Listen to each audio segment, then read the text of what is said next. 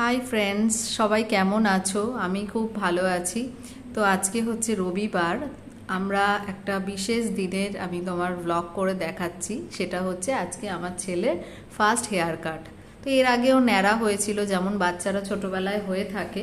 তো ওর সেই রকম ন্যাড়া একবার হয়েছিল। তো এটা হচ্ছে প্রায় ওর 2 বছর বয়স হয়ে গেছে। তো ফার্স্ট হেয়ার কাট করতে আমরা গেছিলাম আসলে মাসির বাড়িতে রবিবার দিন। আমার মাসি শাশুড়ির বাড়ি হচ্ছে শ্যামবাজার।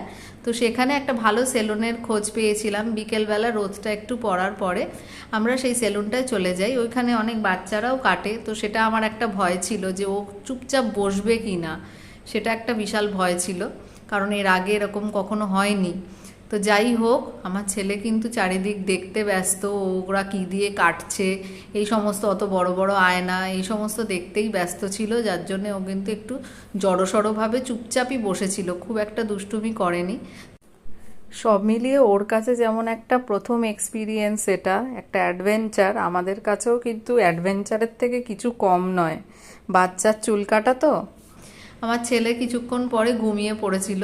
ওরা এত ফ্রেন্ডলি ছিল যে বাচ্চাদের সাথে হাসাহাসি করতে করতে কিন্তু ওরা কাটছিল, মানে বাচ্চারা এতটুকুও ভয় পাবে না, বা এতটুকু, আমার ছেলে তো অনেকটাই ছোট, তো সেই অনুযায়ী কিন্তু যথেষ্ট ফ্রেন্ডলি ছিল। এই জিনিসটা আমার সত্যি খুব ভালো লেগেছে।